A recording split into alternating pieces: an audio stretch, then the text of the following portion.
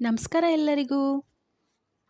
ಹಿಂದಿನ ವಿಡಿಯೋದೊಳಗೆ ಸೂರ್ಯಾಂಶ ಸಂಭೂತರಾದಂಥ ಶ್ರೀ ಬ್ರಹ್ಮಣ್ಯ ತೀರ್ಥರ ಪೂರ್ವಾಶ್ರಮದ ಬಗ್ಗೆ ತಿಳ್ಕೊಂಡಿದ್ವಿ. ಇನ್ನು ಇವತ್ತಿನ ವಿಡಿಯೋದೊಳಗೆ ಅವರ ಪವಾಡಗಳೇನು ಅನ್ನೋದನ್ನು ತಿಳ್ಕೊಳ್ಳೋಣಂತ. ವಿಜಯನಗರ ಸಾಮ್ರಾಜ್ಯ ಅಂದ್ರೆ ಯಾರಿಗೆ ಗೊತ್ತಿಲ್ಲ ಹೇಳ್ರಿ, ಎಲ್ರಿಗೂ ಗೊತ್ತು. ಅಷ್ಟು ಚಿರಪರಿಚಿತವಾದಂಥ ಸಾಮ್ರಾಜ್ಯ ಅದು ವಿಜಯನಗರ ಸಾಮ್ರಾಜ್ಯ. ಅದರೊಳಗೂ ಶ್ರೀಕೃಷ್ಣ ದೇವರಾಜನ ಬಗ್ಗೆ ಪ್ರತಿಯೊಬ್ಬರಿಗೂ ಮಾಹಿತಿ ಇದ್ದೇ ಇರ್ತದೆ. ಶ್ರೀಕೃಷ್ಣ ದೇವರಾಯನ ಆಡಳಿತ, ಅವರ ಆಡಳಿತದೊಳಗೆ ವೈಭವದೊಳಗಿರುವಂಥ ಹಂಪಿ, ಹಿಂಗೆ ಪ್ರತಿಯೊಂದು ಮಾಹಿತಿಯೂ ಎಲ್ಲರಿಗೂ ಗೊತ್ತಿರ್ತದೆ. ಇಂಥ ಸಾಮ್ರಾಜ್ಯದ ಸ್ಥಾಪನೆಗೆ ಕಾರಣಕರ್ತರು ವಿದ್ಯಾರಣ್ಯರು. ಆದ್ರೆ ಈ ಒಂದು ವಿಜಯನಗರ ಸಾಮ್ರಾಜ್ಯದ ಸಂಪೂರ್ಣ ಅಭಿವೃದ್ಧಿಗೆ ಜೊತೆಯಾಗಿ ನಿಂತವ್ರು ಯಾರಂದ್ರೆ ಅದು ಶ್ರೀ ವ್ಯಾಸರಾಜರು. ಮಧ್ವ ಪರಂಪರೆಯೊಳಗನ ಕಾಮಧೇನು ಅಂಥೇಳಿ ಕರೆಸ್ಕೊಳ್ಳೋರಂದ್ರೆ ಅದು ಶ್ರೀ ವ್ಯಾಸರಾಜ ಗುರು ಸಾರ್ವಭೌಮರು. ಈಗ ನಾವು ಪ್ರತಿ ಗುರುವಾರ ಬಂತು ಅಂದ್ರೆ ಎಲ್ಲರೂ ಭಕ್ತಿಯಿಂದ ಆರಾಧನೆ ಮಾಡುವಂಥ ರಾಯರು ಅಂದ್ರೆ ಶ್ರೀ ರಾಘವೇಂದ್ರರನ್ನು ಪ್ರತಿಯೊಬ್ಬರೂ ಪೂಜಾ ಮಾಡೇ ಮಾಡ್ತಾರೆ. ಇಂಥ ಗುರುರಾಯರ ಹಿಂದಿನ ಅವತಾರನೇ ಶ್ರೀ ವ್ಯಾಸರಾಜ ಗುರು ಸಾರ್ವಭೌಮರು. ಇಂಥ ಗುರುಗಳು ಅಂದ್ರೆ ವ್ಯಾಸರಾಜರು ಹುಟ್ಟಲಿಕ್ಕೆ ಮತ್ತು ಅವರ ತಂದೆ ತಾಯಿಗೆ ಅನುಗ್ರಹ ಆಶೀರ್ವಾದ ಮಾಡಿದವರು ಬ್ರಹ್ಮಣ್ಯ ತೀರ್ಥರು. ವ್ಯಾಸರಾಜರ ಹುಟ್ಟಿನ ಹಿಂದೆ ಒಂದು ಮೈ ಜುಮ್ ಅನ್ನುವಂಥ ಒಂದು ಘಟನೆ ನಡೀತು. ಅದೇನು ಅಂಥೇಳಿ ಹೇಳ್ತೀನಿ. ಅಬ್ಬೂರಿನೊಳಗೆ ಬ್ರಹ್ಮಣ್ಯ ತೀರ್ಥರು ವಾಸ ಮಾಡುವಂಥ ಟೈಮ್ನೊಳಗೆ ಶಾಷ್ಟಿಕ ಕುಟುಂಬದ ಒಬ್ಬ ಬ್ರಾಹ್ಮಣ ದಂಪತಿಗಳಿಗೆ ಬಹಳ ವರ್ಷದಿಂದ ಮಕ್ಕಳಿರೋದಿಲ್ಲ. ಹೀಗಾಗಿ ಜೀವನದೊಳಗೆ ಬೇಸತ್ತು ಇಬ್ಬರು ಗಂಡ ಹೆಂಡತಿ ಕಾಶಿ ಯಾತ್ರೆಗಂಥೇಳಿ ಹೊರಟಿರ್ತಾರೆ. ಮಾರ್ಗದ ಮಧ್ಯದೊಳಗೆ ಆಯಾಸದಿಂದ ಜ್ವರ ಬಂದು ಜ್ವರ ಹೆಚ್ಚಾಗಿ ಪಾಪ ಆ ಬ್ರಾಹ್ಮಣ ತೀರ್ಕೊಂಡ್ಬಿಡ್ತಾರೆ.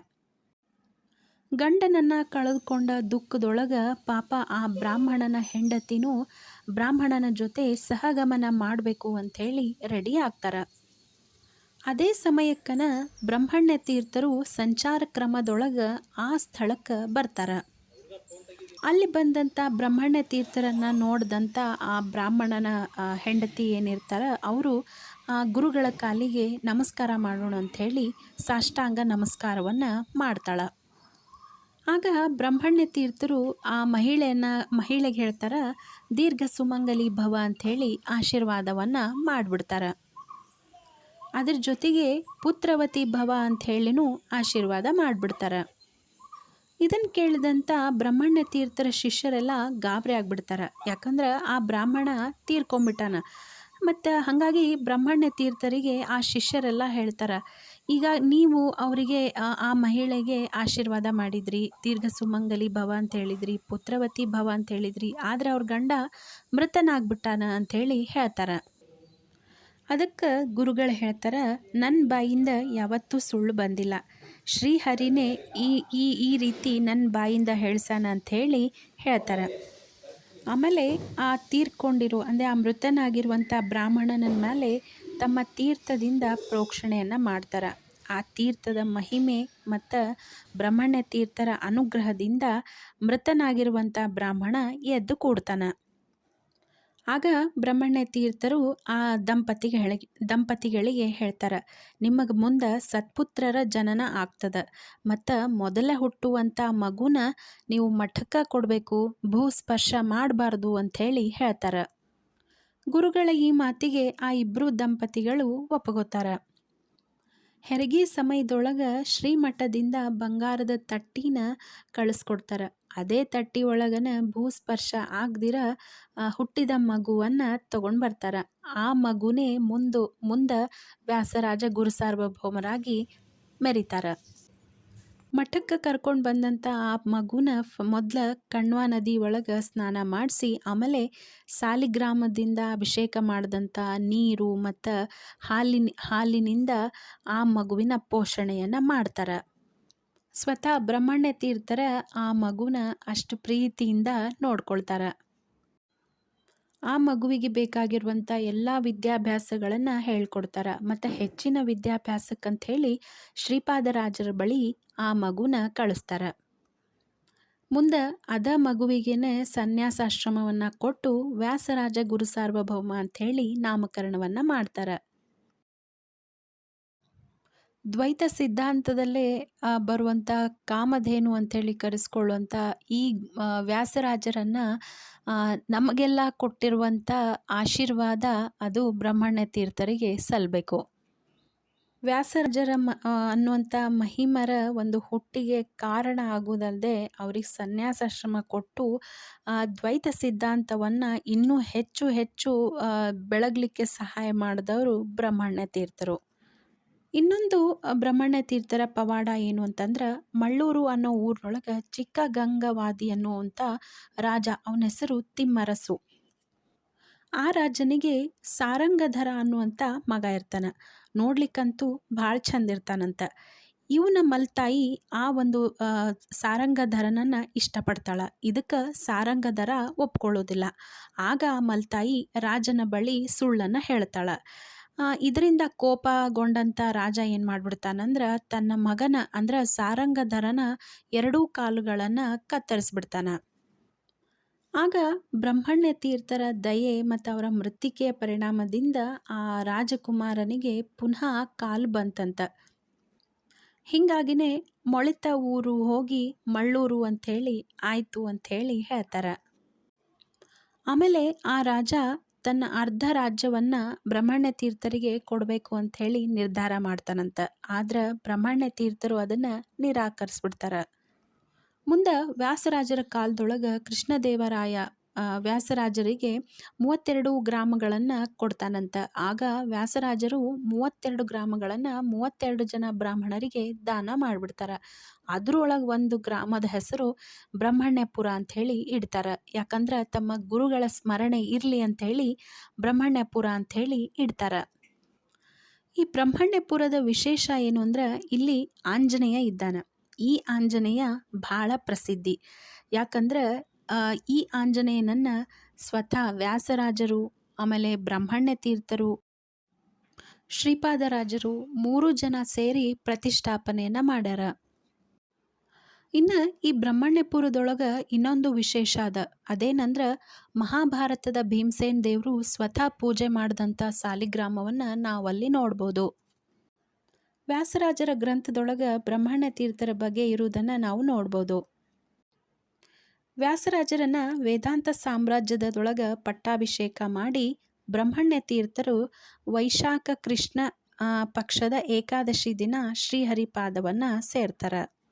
ಮಹಾಮಹಿಮರು ಮತ್ತು ಅವರ ಮೂಲ ವೃಂದಾವನ ಅಬ್ಬೂರಿನೊಳಗೆ ನಾವು ನೋಡ್ಬೋದು. ಅಬ್ಬೂರಿನೊಳಗಿರೋ ಮಠ ಮಾತ್ರ ಭಾಳ ಚಂದದ. ಆಮೇಲೆ ಇಲ್ಲಿ ಟೈಮಿಂಗ್ಸ್ ಏನು ಅಂದ್ರೆ, ಮುಂಜಾನೆ 7:30ರಿಂದ ಮಧ್ಯಾಹ್ನ 2 ಗಂಟೆ ಮತ್ತು ಸಂಜೆ ಮುಂದೆ ಮಠ ತೆಗೆದಿರ್ತದೆ.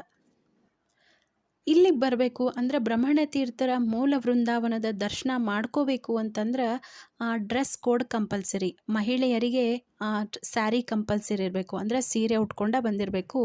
ಮತ್ತು ಪುರುಷರಿಗೆ ಧೋತಿ ಕಂಪಲ್ಸರಿ ಇಲ್ಲೇ. ಪ್ಯಾಂಟ್ ಶರ್ಟ್ ಹಾಕ್ಕೊಂಡು ಬಂದ್ರೆ ಒಳಗಡೆ ಬಿಡುವುದಿಲ್ಲ. ಇನ್ನು ನಾವು ಹೋದಾಗ ಮಠದೊಳಗೆ ಕುಂದಾಪುರ ವ್ಯಾಸರಾಜ ಮಠದ ಸ್ವಾಮಿಗಳಿದ್ರು. ಅವರು ಮಾಡಿದಂಥ ಪೂಜಾನ ನೋಡಿದ್ವಿ. ಸಂಸ್ಥಾನ ಪೂಜಾ ದರ್ಶನ ಆಯಿತು. ಗೋಪಾಲಕೃಷ್ಣ ರುಕ್ಮಿಣಿ ಸತ್ಯಭಾಮೆಯರ ದರ್ಶನ ಆಯಿತು. ಆಮೇಲೆ ಪೂಜಾ ಎಲ್ಲ ಆದಮೇಲೆ ಎಲ್ರಿಗೂ ತೀರ್ಥ ಕೊಟ್ಟರು. ಆಮೇಲೆ ಪ್ರಸಾದ ಕೇಳಬೇಕಾ, ಭಾಳ ರುಚಿಯಾದಂಥ ಬ್ರಹ್ಮಣ್ಯ ತೀರ್ಥರ ಒಂದು ಆಶೀರ್ವಾದ ಎಲ್ಲದಿಂದ ನಮ್ಮ ಮಗಳಿಗೂ ಅವಳ ಬರ್ತಡೇ ದಿನ ಅಂದರೆ ಹುಟ್ಟಿದ ಹಬ್ಬದ ದಿನ ಒಂದು ಪ್ರಸಾದ ಸಿಕ್ತು ನೋಡ್ರಿ. ಇನ್ನು ಮಠದೊಳಗಿರುವಂಥ ಆಚಾರ ಬಗ್ಗೆ ಹೇಳಲೇಬೇಕು. ಭಾಳ ಏನಂತಾರೆ, ಹೆಲ್ಪಿಂಗ್ ನೇಚರ್ ಅದ. ನಾವು ಮಗಳ ಬರ್ತಡೇ ಇತ್ತಲ್ಲ ಅಂಥೇಳಿ ಆಕಿ ಕೈಯಿಂದ ಹೆಂಗೋ ಸ್ವಲ್ಪ ದಾನ ಕೊಡ್ಸೋಣ ಅಂಥೇಳಿ ಎಲ್ಲ ರೆಡಿ ಮಾಡಿಟ್ಟಿದ್ವಿ. ಆಮೇಲೆ ಆಚಾರಿಗೆ ಹೇಳಿದ್ವಿ ಹಿಂಗೆ ಕೊಡಬೇಕು ಅಂಥೇಳಿ. ಅದಕ್ಕೆ ಅವರು ಎಷ್ಟು ಗದ್ದಲಿದ್ರೂ ನಮ್ಮನ್ನು ಕೂಡಿಸಿ ಸಂಕಲ್ಪ ಮಾಡಿಸಿ ಆಮೇಲೆ ಪ್ರತಿಯೊಬ್ಬರು ಬೇರೆ ಬೇರೆ ಆಚಾರನೆಲ್ಲ ಕರ್ಕೊಂಡು ಬಂದು ಎಷ್ಟು ಚಂದ ಅದು ದಾನದ ಪ್ರೋಗ್ರಾಮನ್ನು ನಡೆಸ್ಕೊಟ್ರಂದ್ರೆ, ನೋಡಿದ್ರೆ ಅವರು ಬ್ಯುಸಿ ಇದ್ದರು. ಊಟಕ್ಕೆಲ್ಲ ಹಾಕೋಕ್ಕೆ ರೆಡಿ ಮಾಡಬೇಕಾಗಿತ್ತು. ಅಷ್ಟರೊಳಗೆ ನಮ್ಮದು ಒಂದು ಕೆಲಸನ ಮಾಡಿಕೊಟ್ರು. ಗುರುಗಳ ಅನುಗ್ರಹ ಆಗ್ಬೇಕಂದ್ರೆ ನೀವು ಒಂದ್ಸಲ ಅಲ್ಲಿ ಹೋಗಿ ಬರ್ರಿ. ಗೂಗಲ್ ಮ್ಯಾಪ್ ಒಳಗೆ ಬ್ರಹ್ಮಣ್ಯ ತೀರ್ಥರ ಮಠ ಅಬ್ಬೂರು ಅಂತ ಹಾಕೊಂಡ್ರೆ ನಿಮಗೆ ಕರೆಕ್ಟ್ ಲೊಕೇಶನ್ನು ಮಠದ ಮುಂದೆನೇ ಎಂಡ್ ಆಗ್ತದೆ. ಆರಾಮಾಗಿ ಹೋಗ್ಬೋದು, ಏನೂ ಕನ್ಫ್ಯೂಷನ್ ಇಲ್ಲ. ಇನ್ನು ಟ್ರೈನಿಗೆ ಹೋಗಬೇಕು ಅಂದ್ರೆ ಬೆಂಗಳೂರಿಂದನೂ ಚನ್ನಪಟ್ಟಣಕ್ಕೆ ಟ್ರೈನ್ ಅವ, ಮೈಸೂರಿಂದನೂ ಚನ್ನಪಟ್ಟಣಕ್ಕೆ ಟ್ರೈನ್ ಅವ. ನೀವು ಚನ್ನಪಟ್ಟಣಕ್ಕೆ ಟ್ರೈನ್ ಒಳಗೆ ಬಂದ್ರೆ ಚನ್ನಪಟ್ಟಣ ಸ್ಟೇಷನ್ನಿಗೆ ಇಳ್ಕೊಂಡು ಅಲ್ಲಿಂದ ಆಟೋದೊಳಗೂ ನೀವು ಮಠಕ್ಕೆ ಬರ್ಬೋದು. ಚನ್ನಪಟ್ಟಣ ರೈಲ್ವೆ ಸ್ಟೇಷನಿಂದ ಅಬ್ಬೂರು ಮಠಕ್ಕೆ ಬರಲಿಕ್ಕೆ 200 ರೂಪಾಯಿನೋ ಕೇಳ್ತಾರಂತ. ನಮ್ಮ ಜೊತೆ ಒಬ್ಬರು ಬಂದಿದ್ದರು. ಅವ್ರ ಜೊತೆ ಕೇಳಿದೆ, ನೀವು ಹೆಂಗೆ ಬಂದ್ರಿ ಅಂದಾಗ ಅವ್ರು ಹೇಳಿದರು, ಇಲ್ಲ ಸ್ಟೇಷನಿಂದ 200 ರೂಪಾಯಿ ಕೊಟ್ರೆ ಆಟೋದೊಳಗೆ ನಮ್ಗೆ ಇಲ್ಲಿ ಕರ್ಕೊಂಬರ್ತಾರೆ ಅಂತ ಹೇಳಿ. ಇನ್ನು ಸಂಡೇ ದಿನ ನೀವೇನಾದ್ರು ಮಠಕ್ಕೆ ಹೋದ್ರೆ ಮಠದ ಸುತ್ತಲ ಹಲಸಿನ ಹಣ್ಣು, ಮಾವಿನ ಹಣ್ಣು, ಮಾವಿನಕಾಯಿ ಎಲ್ಲ ನಿಮಗೆ ಫ್ರೆಶ್ ಆಗಿ ಬೆಳೆದಿರೋದು ಸಿಗ್ತಾವ. ಸುತ್ತಮುತ್ತಲೇ ಇರುವಂಥ ರೈತರು ಅವನ್ನೆಲ್ಲ ತೊಗೊಂಡು ಬಂದಿರ್ತಾರೆ. ನಾವು ಹಾಗಾಗಿ ರೈತರಿಂದ ನೇರವಾಗಿ ನಾವು ಪರ್ಚೇಸ್ ಮಾಡ್ಬೋದು. ಸುತ್ತಲೂ ಹಚ್ಚ ಹಸಿರು ಪ್ರಶಾಂತವಾದ ವಾತಾವರಣ, ನಡ್ಬರ್ಕ ಮಠ ಅದ, ಆಕಳುಗಳು, ಪ್ರಾಣ ಪಕ್ಷಿಗಳು, ಭಾಳ ಚಂದದ ವಾತಾವರಣ. ಪ್ರತಿಯೊಬ್ಬರು ಹೋಗಿ ನೋಡ್ರಿ. ಮುಖ್ಯವಾಗಿ ಗುರುಗಳ ಆಶೀರ್ವಾದ ನಮಗೆ ಸಿಗ್ತದ. ಇದ್ರ ಜೊತೆಗೆ ಬ್ರಹ್ಮಣ್ಯ ತೀರ್ಥರ ವೃಂದಾವನದ ಬಾಜುಕನ ವ್ಯಾಸರಾಜರ ಮೃತ್ತಿಕಾ ವೃಂದಾವನ ಅದ. ಅದರ ಜೊತೆಗೆ ವ್ಯಾಸರಾಜರು ಪ್ರತಿಷ್ಠಾಪನೆ ಮಾಡಿದಂಥ ಹನುಮಪ್ಪನೂ ನೋಡ್ಬೋದು.